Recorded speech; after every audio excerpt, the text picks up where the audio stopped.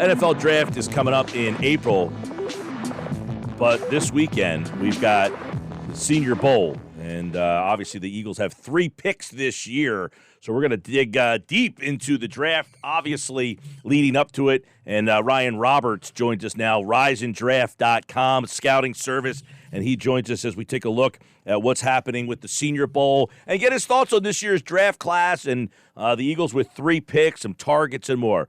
What's going on, Ryan?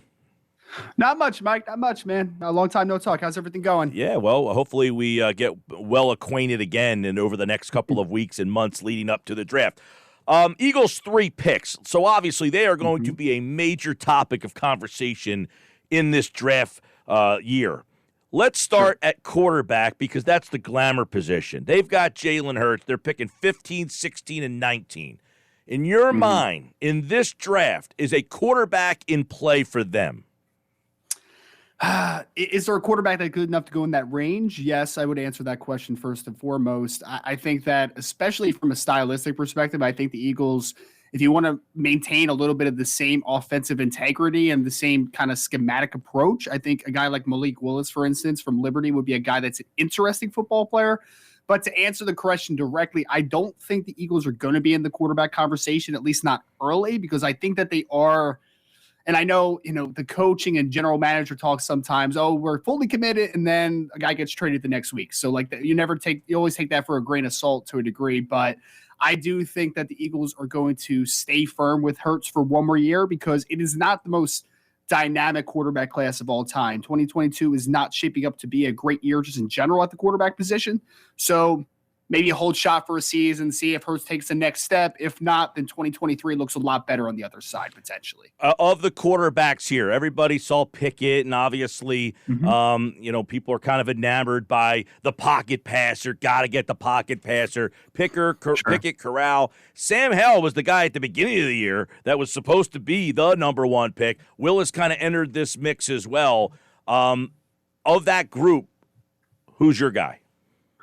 So of the group down at the Senior Bowl specifically, and including, I guess, Matt Corral, who's not in attendance, of course, my guy is Carson Strong from Nevada, who has a question about his knee health, right? Like he's had a recurring issue with his knee. There is some opinions out there that are saying, he could have an arthritic kind of falling out of that knee in some time in the near future, whether that is a few years down the road, whether that's the end of his career. It's kind of like a to be determined thing. Luckily, he came out this week, and it's good for him that he came out without a knee brace on, which looked good.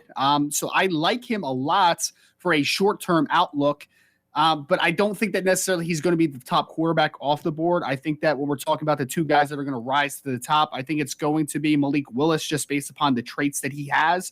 If he hits and he falls into the right situation, could be a superstar. I really do think that he has that talent. It's just very rough around the edges right now. It's very up and down.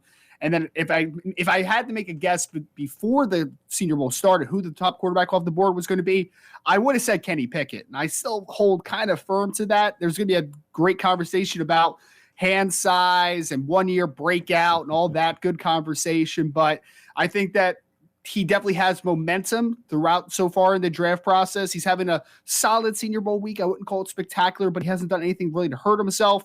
And Sam Howell, I kind of feel the same way. There's been some really good moments for Sam Howell, but for the most part, he's just kind of been cruising along, solid player. I just don't know if there's a high ceiling for the guys for him specifically. So Strong's my guy as long as the knee checks out. But if I was gambling completely on traits and I didn't really care as much about the floor, then Malik Willis from Liberty kind of comes into that conversation. Okay, Ryan Roberts, RisenDraft.com, Senior Bowl this weekend. If Jalen Hurts was in this draft class, would he be your top quarterback, or is he behind some of these guys?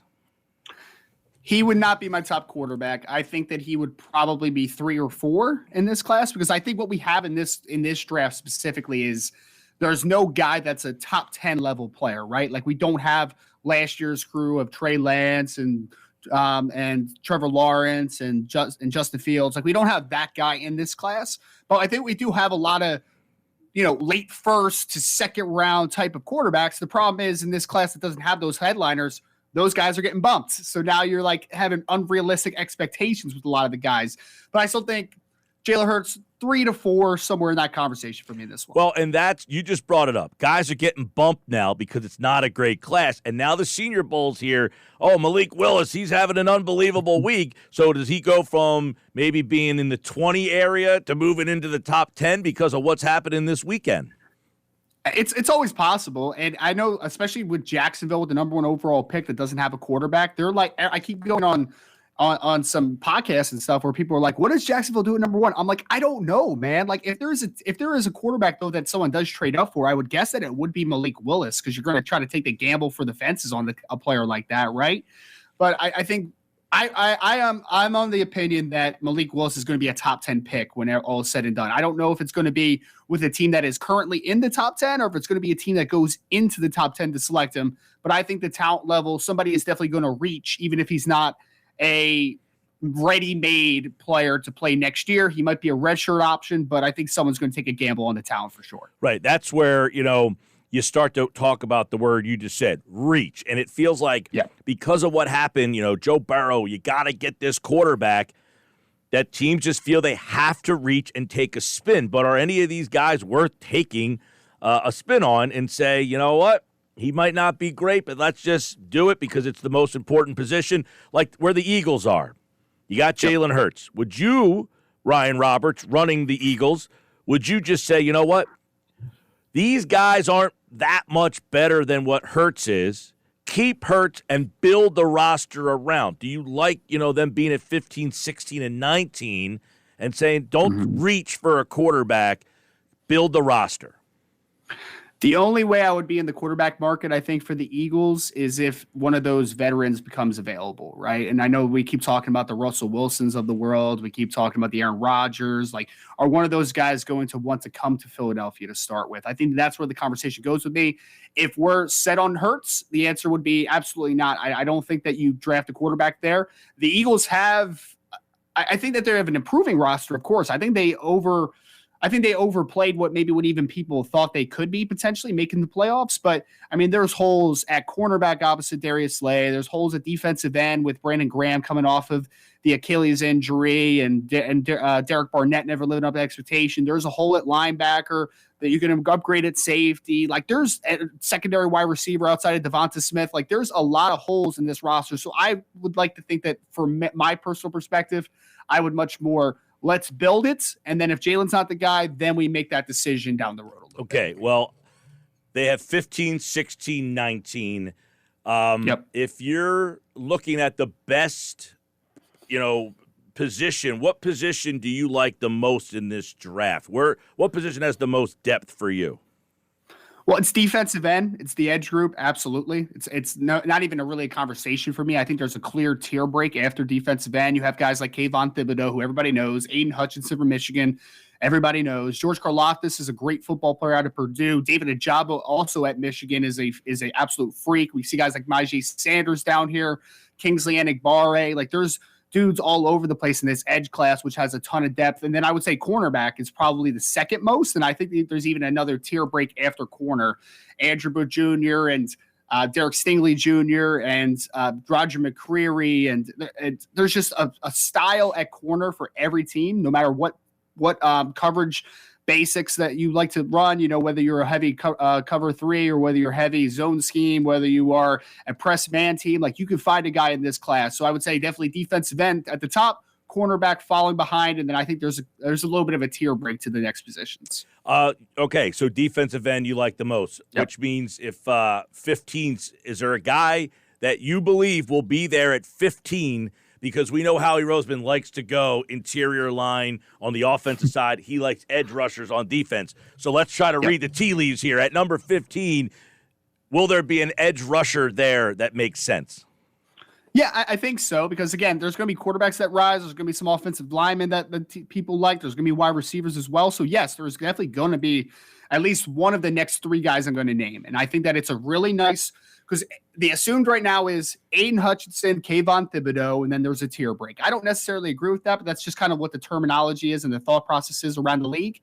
And then I think there's a next three of George Karlaftis from Purdue, and there's a David Ajabo for Michigan, and then there's Jermaine Johnson for Florida State, who has been dominating the Senior Bowl so far. out of those three, there's going to be one that's there. And I think that each one of them is very deserving of the number 15th overall pick, a top 20 pick for sure. Like each one of those guys, I think, has definitely played to that standard. Especially if you get David Ajabo there at 15, let's say, if the Karlaftis does go before him. I mean, this kid is legitimate 6'5", 255 pounds that might run in the 4.4s. Like the kid is a freak of nature. So you're going to have options at 15 with one of those defensive ends, I believe. Yes. All right. Corner is another spot. Philadelphia last year went with one in the 4th round. They signed Steve Nelson on a 1-year deal. If 15, 16, 19, will there be a corner that you would like in that range? There's one that I think is going to be at that spot because I think Derek Stingley Jr. from LSU is going to be gone. I think Andrew Booth Jr. from Clemson is going to be gone. One guy that may be there, I think, is Ahmad Gardner from Cincinnati, which a lot of people like. I actually prefer Kaiir Elam from Florida. So, again, to answer your question, yes, I think one of those two is going to be there. Now, again, I really like Kaiir Elam. If anybody out there liked Patrick Surtain Jr. last year that came out of Alabama, I don't think that he's quite, I don't think that he's quite to the caliber of a Patrick Surtain, but he's pretty close, man. And he stylistically is very similar, long, athletic, press man corner, can do some things in zone, kind of the best of both worlds in that regard. And then Sauce Gardner's from Cincinnati is kind of a similar player as well, as he has a crazy amount of length and he is a really disruptive player at the line of scrimmage. So there is definitely a deep group of quarterbacks after those top two. And I think that there's definitely a guy there at 15 that would be worth that pick. Ryan Roberts, riseanddraft.com is where you can find his work and his team's work for preparation for this draft, Senior Bowl this weekend. I guess a big question would be then linebacker. Howie Roseman hasn't taken one. He has not indicated. But if you wanted a linebacker, would this be a first round to kind of buck your trend of 40 years of not taking one? There is a young man out of Utah, Devin Lloyd, who is absolutely worth that mid-round selection, in my opinion. 6'3", 235 pounds. He's played between Mike and Will, and he's got some nice zone instincts, and he's really improved his game working at the point of attack this year. He's an explosive athlete. I think he was a cornerback, wide receiver coming out of high school, so he's got kind of that athletic background. Of course, like you said, not only just the Howie Roseman layer, but the Philadelphia Eagles, again, haven't drafted. Jerry Robinson in 1979 was the last one. So right. It's been a long string of not drafting linebackers in the first round. But luckily, even if it becomes a secondary option where you're thinking into the second or third round, there's a lot of talented linebackers in this class, a lot of guys that, like Terrell Bernard from Baylor is a guy that I just keep coming back to. He's a really talented football player. But I think it's a necessity, honestly. I know it's not how the Eagles have traditionally built a roster. I know that's not what they usually how they usually just build in general, but man, they just need to get better on the second level. Like they absolutely do. So I think it's a good linebacker class. I think there's definitely at least one guy in that first round that's in that conversation. Maybe a guy like Aleo Chenal from Wisconsin is even possibly there in the second round, who's kind of that big old school thumper that also is kind of a physical freak at 255, 260 pounds. So well that's what I say. If they don't go round one and you're sitting there in the second round, are you saying, hey, don't worry, you didn't need to get a guy in round one? There's guys who, when you take a look at what San Francisco, Fred Warner, he's a third-round pick. I mean, am I going to find that level of player in this particular draft in round 2, possibly even 3? I mean, they took Davion Taylor in the third round. The problem was he had very little experience. Yes, yeah, and he was playing a position that doesn't really translate at Colorado, playing like an overhang position. But to answer your question, yes, there are guys. I just named one, Leo Chenal from Wisconsin. I named Terrell Bernard out of Baylor. There's Chad Muma from Wyoming, who could be a potential top 50, top 60 type player. So there's definitely guys in the second round. There's a lot of long athletic kids this year, which, I mean, you're always going to bet on traits on the second level. So some good eyes, good athletes. Yes, second round is it's going to be a hot spot for some linebackers, I think. Okay, this weekend, Senior Bowl. Ryan Roberts with us here, riseanddraft.com. Who are a couple guys that you will be keeping your eye on in the Senior Bowl this weekend? Sure. So, I mean, the game so much is not one where it matters as much for scouts, right? Like usually they're even leaving before the game. They just worry about practices. But I would say the one guy that's just caught my eye constantly all week, who's a really fun player, is Calvin Austin from Memphis. Now, he is small jitterbug type of receiver at 5'7.5", 174 pounds, but supposedly going to run in the 4.2s, and he has been uncoverable for the team for the during the practices this week. There's been no cornerbacks to be able to match him. And then if anybody out there wants a really fun one, another guy I would say on the defensive side of the ball is Jaylen Petrie out of Baylor. He's a safety, kind of played like a nickel type of overhang position at Baylor, but he's done really well in coverage this year. And the tenacity that he plays as a football player all over the football field is just kind of infectious to watch. So those are a couple guys that maybe not the bigger names of the game, but two of the more fun watches, I would say, during the week. One guy locally, Beau Melton, seems to be opening eyes down there as well. I keep hearing a lot of good stuff about Melton. I know a smaller guy, but what's the anticipation for him?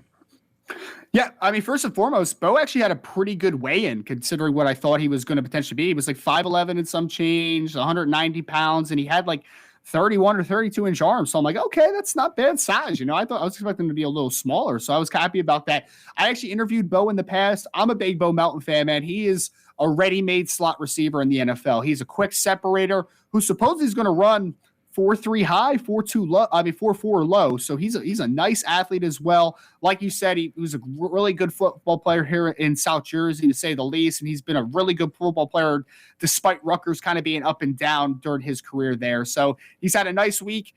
Tough kid again, quick separator, very quick twitch, and he has a little more juice than you would expect too. So he's had a very nice week, and I'm excited to see him at the game as well. What day do you anticipate him? Is he a day 3 guy?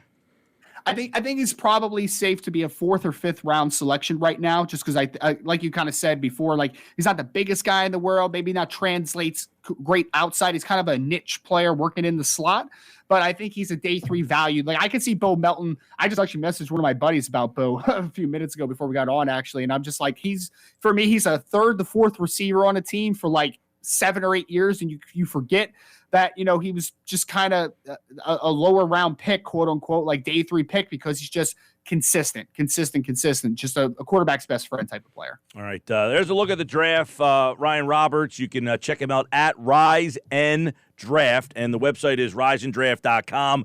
We'll talk to Ryan leading up to the draft. We got a lot to do. We'll watch this weekend. We'll recap all that stuff. And, of course, I'll ask you this question.